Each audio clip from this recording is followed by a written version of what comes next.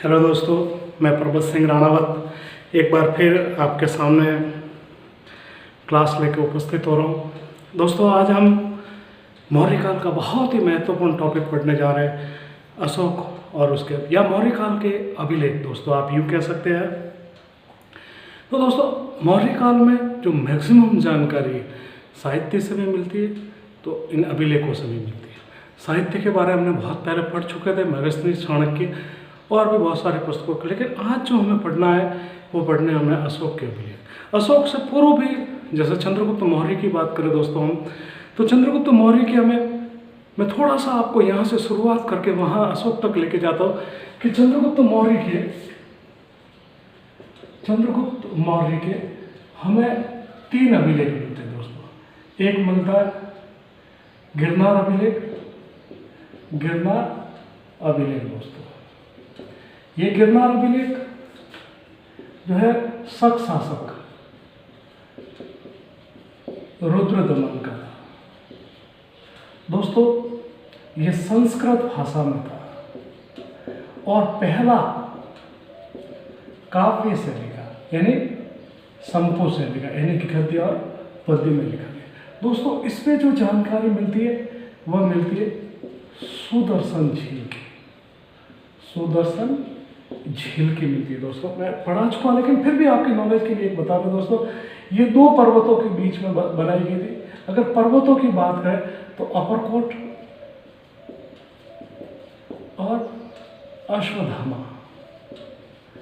यदि हम नदियों की बात करें, ये पर्वत है। यदि हम नदियों की बात करें तो पलासनी और सिक्ता नदियों के बीच में। अब इसका जो निर्माता है, देखना दोस्तों, चंद्रगुप्त के समय इसको पुष्यगुप्त ने बनाया था। 4 शासकों का वर्णन मिलता है दोस्तों इसका। रुद्रदमन का भी मिलता।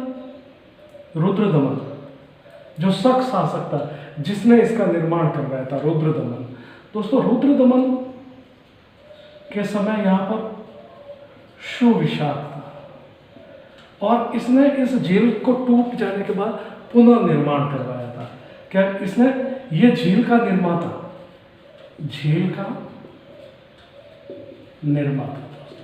और रुद्रदमन था, इसने झील का पुनर्निर्माण दोस्तों और विष्णु मंदिर का निर्माण करवाया। अगर अब हम आगे बात करें इस पे, तो अशोक के समय यहाँ का राज्यपाल था तुचास। कौन था दोस्तों? तुचास। इसने इस झील से नहरें निकाली थी। अब स्कंदगुप्त जो गुप्त वंश का शासक था दोस्तों, इसने भी झील का, और इसके समय में जो राज्यपाल था वह चक्रपालित था दोस्तों। कौन था? चक्र। और इसने भी झील का पुनर्निर्माण करवाया था। झील का पुनर्निर्माण करवाया दोस्तों। तो ये बड़ी जानकारी जो मिलती है हमें गिरनार अभिलेख से, चंद्रगुप्त मौर्य से। एक मिलता है दोस्तों महास्थान अभिलेख दोस्तों। इसमें मिलती है बंगाल में अकाल की जानकारी, और वर्तमान में ये बोगारो बांग्लादेश के अंदर ये स्थापित है। और बंगाल में अकाल की जानकारी मिलती है दोस्तों। एक था दोस्तों, और यहाँ पर फिर अन्न बंटवाया गया था। अकाल में अन्न बंटवाया गया ये दोस्तों। एक था सोहगेरो अभिलेख। ये गोरखपुर यूपी में मिला, और यहाँ पर भी अकाल की जानकारी मिलती है। तो ये थे अशोक से पूर्व अभिलेख, जो मैंने थोड़ा आपको पूर्व क्लास में पढ़ा चुका हूँ। इसलिए मैंने गिरनार अभिलेख और इससे बनने वाले झील का निर्माण, महास्थान अभिलेख जो बंगाल से था, अकाल की जानकारी देता है, सोहगर अभिलेख। तो ये उससे पूर्व भी अभिलेख दोस्तों हमको मिले जो इसकी जानकारी देते। लेकिन जो पूरा इतिहास है 45 स्थानों पर 150 लगभग मिले। तो कहाँ से देखना आप दोस्तों, आप अशोक और उसके अभिलेख किस प्रकार हमको ये बताते हैं, क्या इसकी पूरी की पूरी, तो मैं आपको इसको बताता हूँ। अशोक और अभिलेख दोस्तों, अशोक और अभिलेख, ठीक है दोस्तों। देखना दोस्तों, ऐसा कहा जाता है कि अशोक ने ये जो अभिलेख के माध्यम से जनता को जो संबोधन करने की जो सीखा था, वह ईरान से सीखा था दोस्तों, ईरान से सीखा था। ठीक है दोस्तों, ईरान में कौन सा था? डेरियस प्रथम कह दो आप, डेरियस प्रथम कह दो, या इसका नाम दारावियो था दोस्तों। और अशोक के लगभग 45 स्थानों पर 150 अभिलेख मिले। कितने मिले दोस्तों? 150 अभिलेख मिले दोस्तों। अगर हम बात करें इन अभिलेखों की, देखना अभिलेखों की भाषा,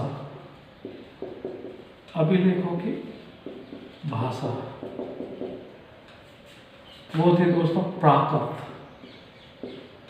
और जो लिपि थी, अधिकतर लिपि ब्राह्मी थी दोस्तों, ब्राह्मी थी। और भंडारकर ने अपना पूरा का पूरा जो इतिहास लिखने की जो इसकी कोशिश की है, भंडारकर ने जो कोशिश की है, वो पूरा का पूरा अभिलेखों के आधार पर, अभिलेखों के आधार पर लिखने की कोशिश की है दोस्तों। ठीक दोस्तों, ईरान से सीखी थी इसने, 45 स्थानों पर 150 मिले। सबसे पहला जो अभिलेख मिला, सबसे पहला जो अभिलेख मिला दोस्तों, वह था, ये स्तंभ लेख था दोस्तों, दिल्ली मेरठ कह सकते हो आप, दिल्ली मेरठ 1750 में फिरोज तुगलक के समय मिला था दोस्तों ये। और टिप्लेंतर महोदय को मिला था। किसको मिला था दोस्तों?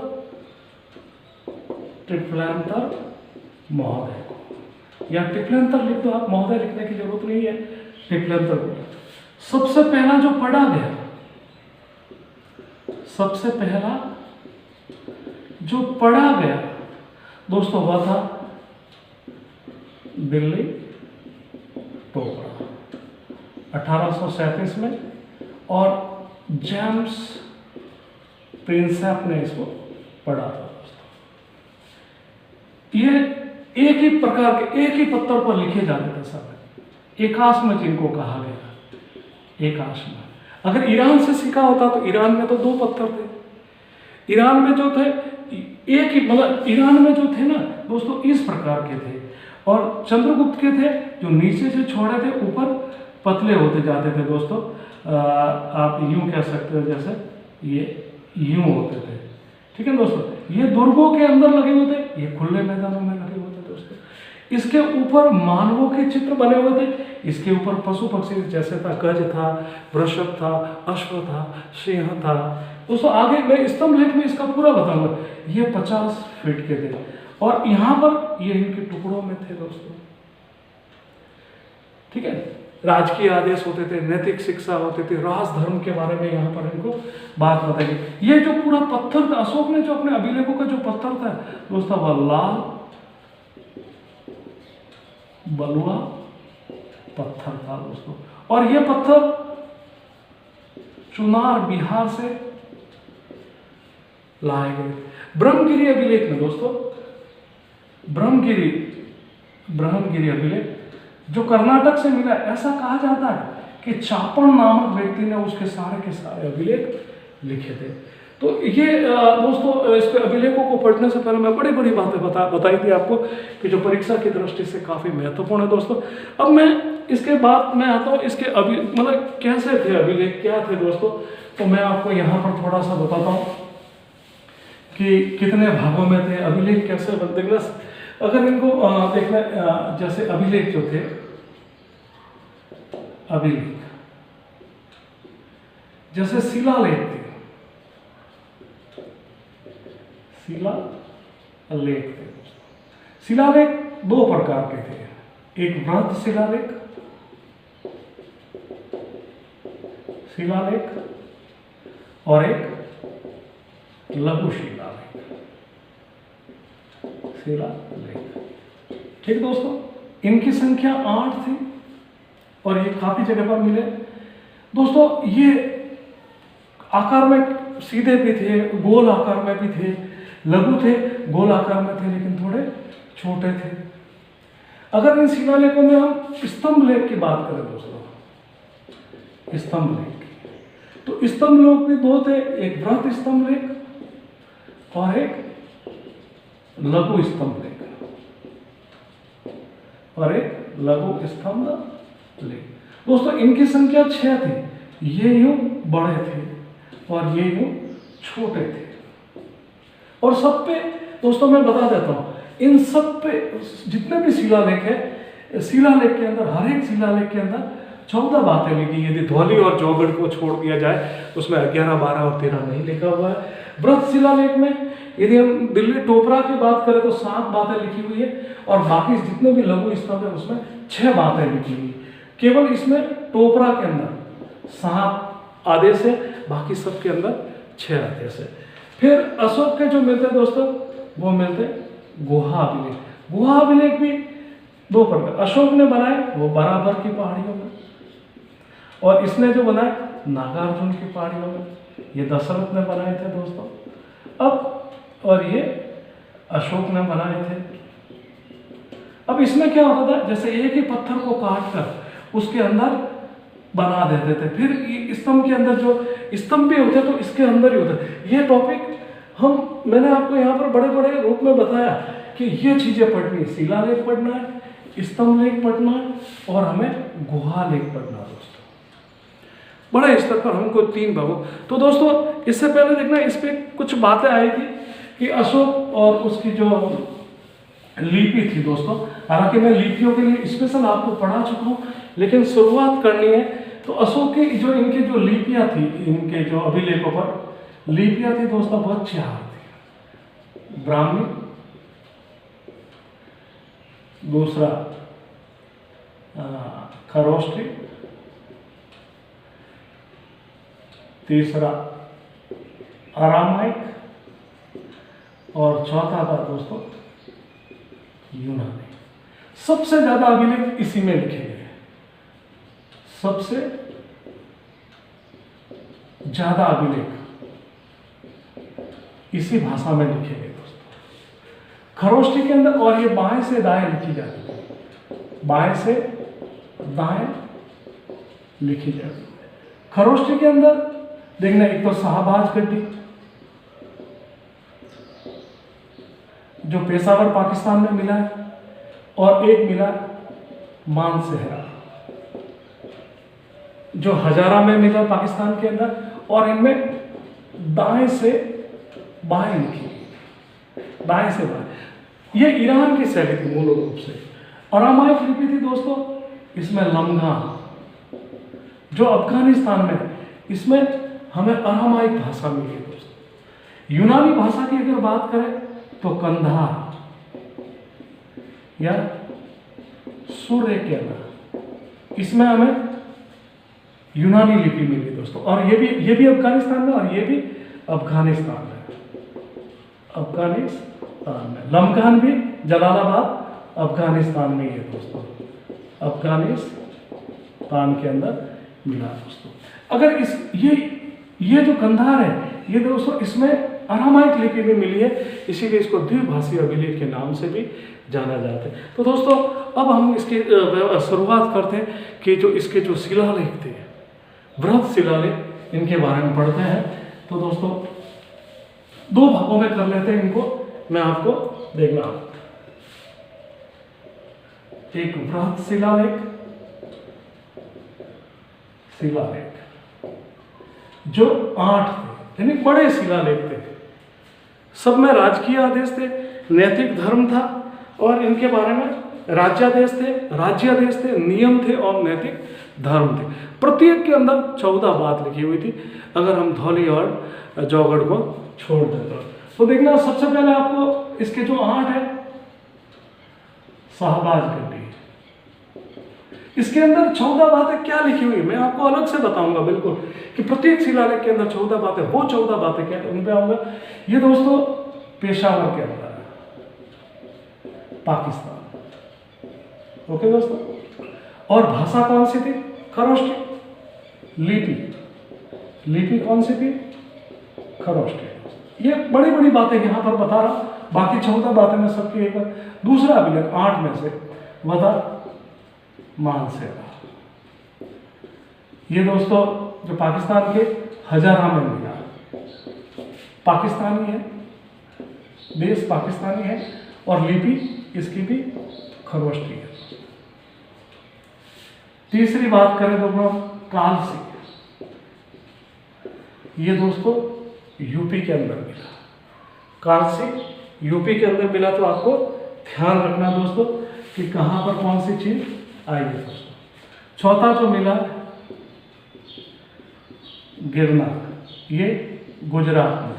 अभी गिरनार गुजरात की तो मैंने पूरी बात बताई थी आपको, कि शासक रुद्र सामन के समय था, और इस पर अशोक के भी नहरों का उल्लेख मिलता है।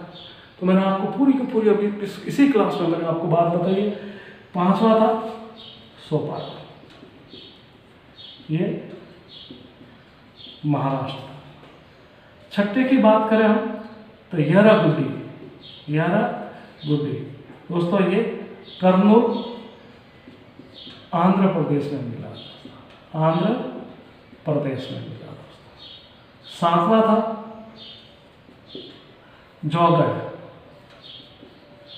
जौगढ़, और आठवां था धौली। जौगढ़ दोस्तों गंजाम जिले उड़ीसा में मिला, और धौली जो मिला पूरी उड़ीसा में मिला। ओके दोस्तों, ये थे इसके व्रत शिलालेख, और हर एक के अंदर क्या लिखा? शिकार नहीं करना है, ठीक है। दूसरे जो अभिलेख है, दूसरी लाइन में जो लिखा हुआ कि भाई जो पशु चिकित्सालय खोले जाए दक्षिण के राज्यों में। तीसरे के अंदर उसने कहा रज्जू के युग थे उनकी नियुक्ति के। चौथे में उसने कहा कलिंग युद्ध के बाद जो बहरी घोष था उसको धर्म घोष में। पांचवें में वो महापात्रों की नियुक्ति करता है। छठे में वो कहता है गुप्तचर मुझे किसी भी जगह में बात कर सकता है। सातवें में वो कहता है कि धार्मिक जो सहिष्णुता है, धार्मिक सहिष्णुता को बनाए रखना है, बौद्ध धर्म मानने वाले, जैन धर्म मानने वाले सबको साथ लेके चलना हमें। आठवें में उसकी जो धर्म यात्रा है उसके बारे में उसका मतलब। नब्बे में वो कहता है कि किसी भी प्रकार का उत्सव वगैरह में नहीं मनाना है। चौथी कहता है यश और कीर्ति करो, आप अच्छे से अच्छे काम करते जाओ और उनका गुण करते जाओ। दसवें में वो कहता है कि वो वृक्ष लगाओ। 11वें में कहता है वो सांप्रदायिक। 12वें में वो कहता है कि सभी जगह पर आपको जो कार्य करने। 13वें में आपको ध्यान है कलिंग युद्ध वगैरह इनका वर्णन मिलता है। 14वीं जो लाइन है उसके अंदर जो दोस्तों मिलता है कि मैंने जितने भी पाप किए इसलिए मैं आपको सबसे माफ़ी मांगता हूँ। दोस्तों मैं ये लिखित में बताऊंगा आपको कि कैसे क्या है। तो हर एक के अंदर क्या लाइनें लिखी, लेकिन ये जो दो अभिलेख है इसमें देखना दोस्तों 14 बातें नहीं लिखी गई है, इसमें कम बातें नहीं लिखी गई।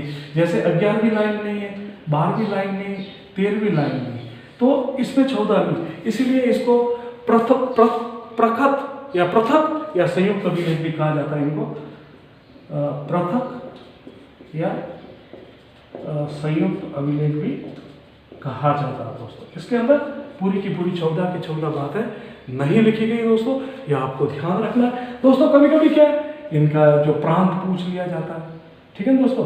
जैसे कालसी यूपी है, ये सौराष्ट्र गुजरात है, काठियावाड़ है। सोपारा अपन थाना महाराष्ट्र, थाना जिले के महाराष्ट्र में। येरागुडी कर्नूल के मिला। ये जिले याद भी रखने आपको अगर आप बहुत अच्छी तैयारी करते हैं दोस्तों।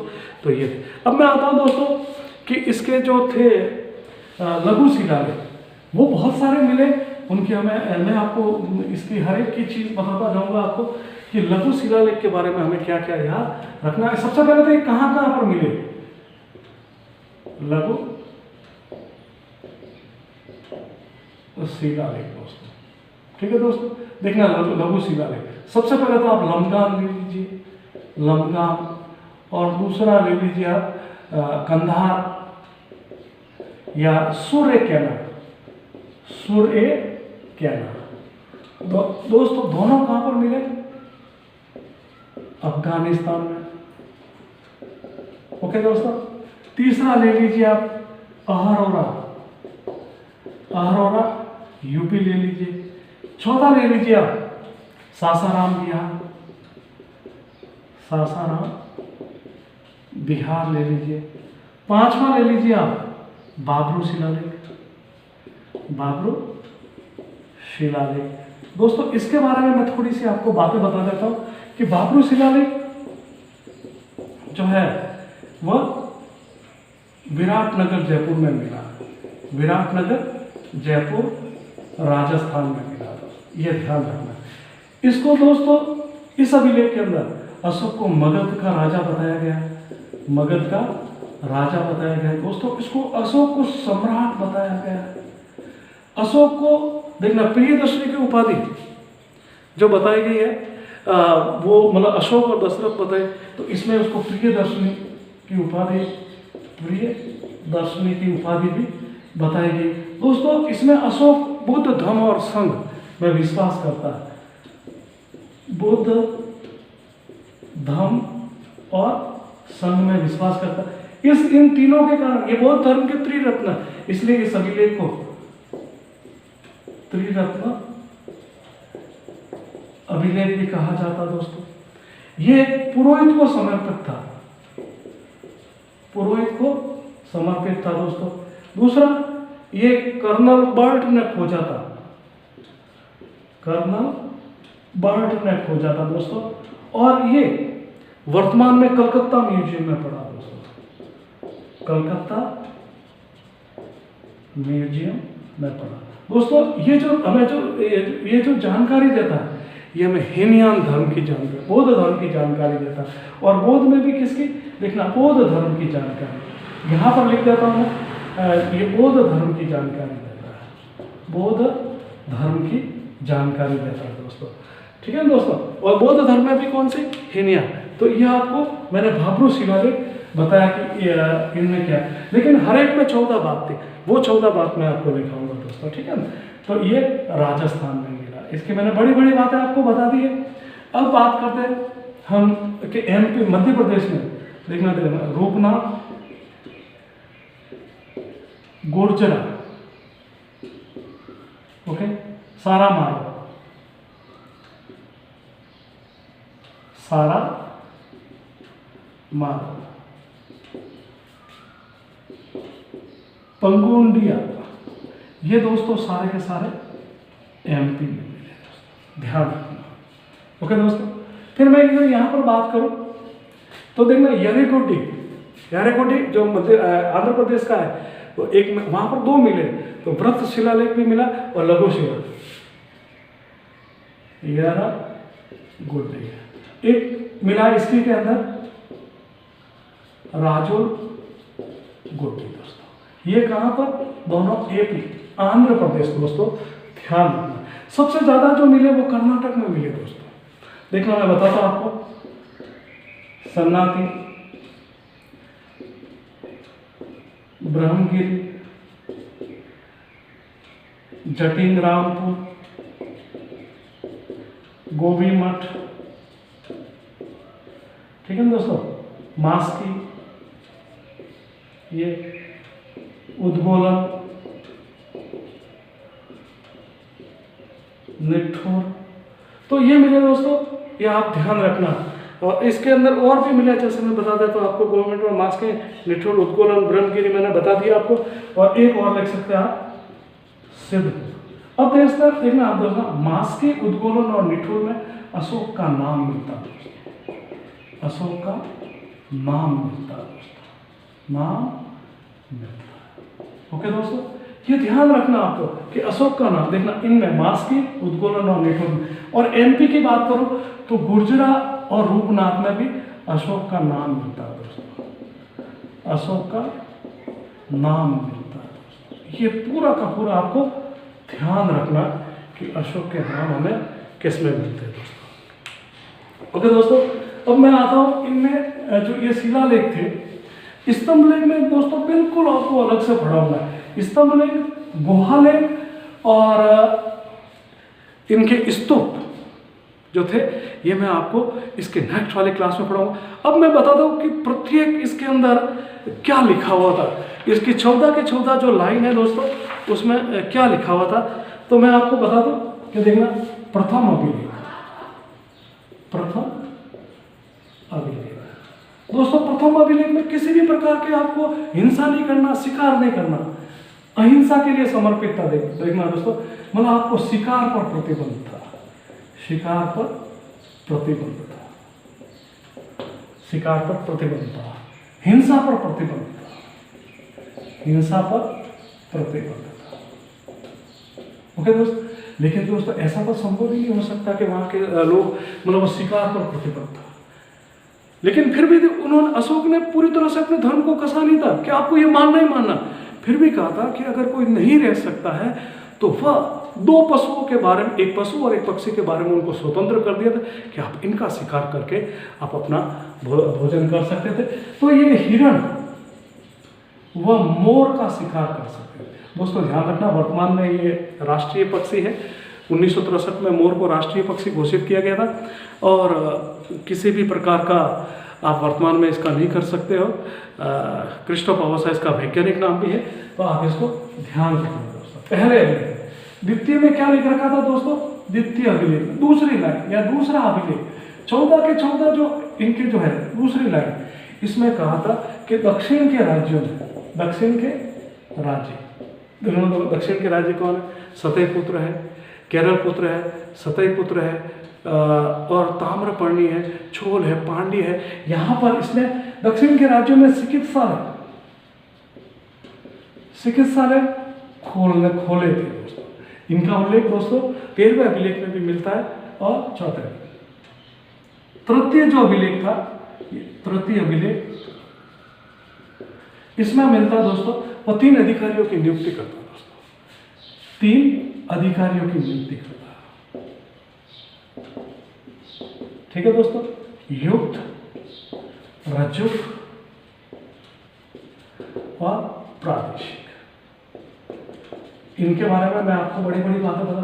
ये जिले में होता था और ये केवल राजस्व एकत्रित करने का काम करता, केवल और केवल राजस्व अधिकार करने का काम करता था, और साथ में कुछ जैसे राजस्व संबंधित थे, कितना बढ़ाना है, कितना घटाना। रज्जुक दोस्तों, रज्जुक का जो कार्य था वो भूमि का पैमाइश करना, और ये जनपद में होते थे। और देखना, इसका काम क्या होता था, राजस्व एकत्रित करना, राजस्व एकत्रित करना दोस्तों। ठीक है दोस्तों, और इसका काम था देखना, भूमि की पैमाइश करना, भूमि की पैमाइश करना। और पैमाइश किससे करता था, रस्सी से, इसलिए इसको रज्जुक कहा गया, रस्सी रज्जुक, रस्सी रज्जुक, इसलिए इसको कहा गया। और ये किसान, पशुपालन, कोई व्यापारी, अगर किसी भी प्रकार के इनके बीच में विवाद होता था, उस विवाद को भी ये, इसलिए साथ में ये न्याय का भी कार्य करता। अब बात रही दोस्तों प्रादेशिक की। ये प्रादेशिक था, ये संभाग स्तर पर था। ये दोस्तों आज का जो संभाग है उसी प्रकार काम करता था, साथ में ये सभी प्रकार के न्याय के कार्य भी करता था दोस्तों। तो ये आपको पूरा ध्यान रखना। चतुर्थ अभिलेख या चतुर्थ अभिलेख, मतलब चौथी, हर एक अभिलेख के अंदर चौथी लाइन में क्या लिखा होता, लिखना, कलिंग युद्ध के बाद दोस्तों उसने युद्ध करना बंद कर दिया था। भैरी घोष की जगह, भैरी घोष की जगह, भैरी घोष की जगह उसने धम्म घोष शुरू कर दिया। 5वीं लाइन, यहां 5वां अभिलेख, 5वां अभिलेख, इसके अंदर वह धर्म पर प्रचार के लिए धर्म महापात्रों की नियुक्ति करता है, धर्म महापात्रों की नियुक्ति करता है दोस्तों। 6ठी लाइन या 6ठा अभिलेख, 5वां, सॉरी दोस्तों, धर्म महापात्रों की नियुक्ति किसमें करता है, 5वें अभिलेख। अगर हम 6ठम अभिलेख की बात करें, इसके अंदर वो क्या था, गुप्तचरों के लिए, गुप्तचर के लिए एक आदेश करता हूं कि राज्य में घटने वाली कोई भी घटना हो, चाहे मैं राज दरबार में हूं, मैं चयन कक्ष में हूं, मैं मंत्रियों के साथ में हूं, मैं कहीं पर भी हूं, आपको सूचना मुझे देनी है और समय रहते देनी है, ताकि मैं उसका निपटारा कर सकूं। तो गुप्तचरों के लिए वो ये आदेश देता था दोस्तों।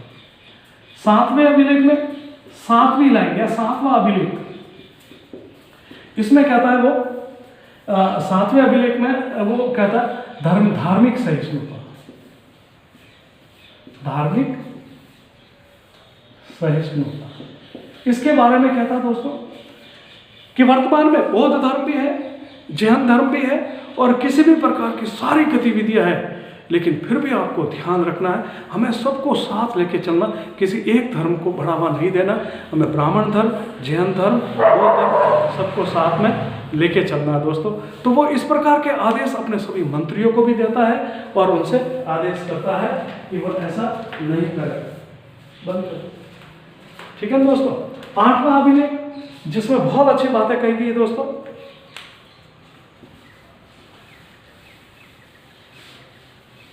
आठवां अभिलेख लिखना दोस्तों, हर एक के अंदर अगर आप बहुत अच्छी तैयारी करें तो इनको जरूर करें। 8वां अभिलेख दोस्तों, इसमें वो करता है धर्म यात्रा, बौद्ध धर्म से संबंधित धर्म यात्रा का देखना। तो वो 3 धर्म यात्रा 10वें वर्ष दोस्तों वो बोध गया की यात्रा करता। कहाँ की यात्रा करता? बोध गया, जहां पर महात्मा बुद्ध को ज्ञान प्राप्त हुआ था, इसके लिए इसको संबोधि कहा गया। 14वें वर्ष वह कनक मुनि निगलवा की यात्रा करता है, निगलवा की यात्रा। और यहां पर कनक मुनि का स्तूप बना था। किसका स्तूप बना था दोस्तों? कनक मुनि का स्तूप। और ये जानकारी हमें इसी निगलवा अभिलेख से ही मिलती है। 20वें वर्ष दोस्तों, 20वें वर्ष वह लुम्बिनी की यात्रा करता है। किसकी यात्रा करता है दोस्तों? लुम्बिनी की यात्रा करता है। और यहां पर यह जानकारी हमको रोमदाई अभिलेख से मिलता है। इसको आर्थिक अभिलेख भी कहता है दोस्तों। लुम्बिनी जब भगवान बुद्ध का जन्म हुआ था, वहां पर जो कर था इसको 1/6 से घटाकर वह 1/8 कर देता है दोस्तों। तो ये उसकी जो धर्म यात्रा थी, इसका उल्लेख जो मिलता है वह हमें 8वें अभिलेख में मिलता है। 9वां दोस्तों अभिलेख, इसमें वो कहता है कि जितने भी उत्सव है, उत्सव, त्योहार या जन्म दिवस, इन पर प्रतिबंध लगा दिया जाए। कोई नहीं, आप दान काम करिए, आप अच्छे काम कीजिए, आप नैतिक काम कीजिए, इनमें फिजूल खर्ची मत कीजिए। वो अल्प व्यय की ओर कहता है। 10वां है दोस्तों, 10वां अभिलेख, इसमें दोस्तों ये कहता है कि आप अपने द्वारा यश और गान, यश, कीर्ति, अगर आपने किसी भी प्रकार का अच्छा काम किया तो इसका यश और कीर्ति और गान करें, आप दूसरों को भी प्रेरित करें। आप इस प्रकार के कार्य करने के लिए वो कहता है दोस्तों। 11वां अभिलेख या 11वीं लाइन क्या कहता है? आप ज्यादा से ज्यादा वृक्ष लगाओ, यानी लगाओ, लोगों को पर्यावरण के लिए वह प्रेरित कर रहा है दोस्तों। और 12वां जो है, 12वां अभिलेख, वो कहता है धार्मिक संप्रदाय। किसके लिए कहता है दोस्तों? धार्मिक संप्रदाय या सहिष्णुता, धार्मिक दोस्तों मैं बार बार आपको बता देता हूँ, धार्मिक सांप्रदायिकता। यहाँ पर भी वही बात है जो मैंने आगे बताई थी कि जितने भी जो जैन है, बौद्ध है, सबको साथ लेके चलना और हमें कार्य करना। दोस्तों 13वां अभिलेख जो बहुत मोस्ट है, मैं आपको यहाँ पर कुछ बातें 13वें अभिलेख के बारे में बताऊंगा जो बहुत मोस्ट है। 13वां अभिलेख हमें क्या क्या जानकारी देता? 13वां अभिलेख देखना दोस्तों, ये 3 तरह की जानकारी देता। नंबर 1, कलिंग युद्ध की। किसकी देता दोस्तों? कलिंग युद्ध, जो उसके 261 BC में हुआ, उसके राज्याभिषेक के 8वें वर्ष, 8 वर्ष बाद, 8 वर्ष बाद। ठीक है दोस्तों, कलिंग युद्ध की जानकारी मिलती है। 13वां अभिलेख भी होता है, और किस कारण? लोहा और हाथी प्राप्त करने के लिए। और बिंदुसार के समय ये स्वतंत्र हो गया था, बिंदुसार के समय स्वतंत्र हो गया था। इसने इसको अपना 5वां प्रांत बनाया था। कौन सा प्रांत बनाया था दोस्तों? 5वां प्रांत बनाया था। और इसकी जो राजधानी बनाई थी उसके दोस्तों पेरिस। फिर ये बात कहता है दक्षिण के 5 राज्यों को, दक्षिण के 5 राज्यों को जानकारी मिलती है 13वें अभिलेख में दोस्तों। मैंने आपको पढ़ा चुका हूं, देखना एक बार फिर नक्शे पे बता देता हूं। ये केरल पुत्र, ये सतई पुत्र, यहां पर चोल, और यहां पर पांड्य, और ये श्रीलंका, जिसकी हमें ताम्रपर्णी की जानकारी देता है दोस्तों। ओके दोस्तों, अब ये 13वां अभिलेख, इसकी जानकारी, इसी में वो एक जानकारी और देता है विदेशी राज्यों की दोस्तों। विदेशी राज्यों में देखना दोस्तों, जैसे वो सीरिया की जानकारी देता है। किसकी जानकारी देता है? सीरिया की। आपको मैं बता दूं, यहाँ के राजा का नाम वो अंतियोक बताता है। दूसरा, मिस्र का राजा का नाम वो तुर्मे बताता है, तुर्मे, टॉर्नी, ठीक है दोस्तों, फिलाडेल्फस है। तो इसका भी दोस्तों एंटियोकस नाम था। अगर हम तीसरे में बात करें, मकदूनिया की बात करें, तो अलेक्जेंडर या अतिक सुंदर की बात करता है। अगर हम एपिरस की बात करें, तो यहाँ के जो राजा का नाम बताता है इसके अंदर, वो अंतिकेम बताता है, अंतिकेम। दोस्तों अंतिम जो इसका जो है था वह साइरिस या साइरिन, इसका वह मग या मगस होता था। तो दोस्तों ये बहुत महत्वपूर्ण था देखना, कलिंग युद्ध, दक्षिण के 5 राज्य और विदेशी राज्य, और उनके नाम, धर्म प्रचारकों का भी नाम इसमें मिलता है। और दोस्तों जो अंतिम था, और जो अंतिम लाइन थी दोस्तों, वह थी इसकी कि 14वां अभिलेख क्या कहता है, तो मैं आपको बता देता हूँ। 14वां अभिलेख के बारे में कहता है वो 14वां अभिलेख, इसके अंदर वो एक ही चीज कहता है कि मैंने जितने भी पाप किए उसके लिए मैं माफी मांगता हूं। और इस प्रकार अशोक अपने जनता को ये राजकीय आदेश थे, ये धार्मिक आदेश थे, ये नैतिक नियम थे, इसके माध्यम से वो जनता को संबोधित करते थे। तो दोस्तों ये थे अशोक के शिलालेख। अगली वाली क्लास में पढ़ूंगा मैं आपको स्तंभ लेख, गुहा लेख और स्तूप अशोक के दोस्तों। तो अगर मेरी क्लास आपको बहुत अच्छी लगे दोस्तों, तो लाइक, शेयर एंड सब्सक्राइब जरूर करें दोस्तों। मेरा आपसे एक हार्दिक निवेदन है कि मेरे इस वीडियो को काफ़ी शेयर करें दोस्तों। मैं आपके लिए, मेरा मनोबल बढ़ाए, जहाँ से मैं आपकी अच्छी से अच्छी क्लास लेके आऊँ दोस्तों। नमस्ते।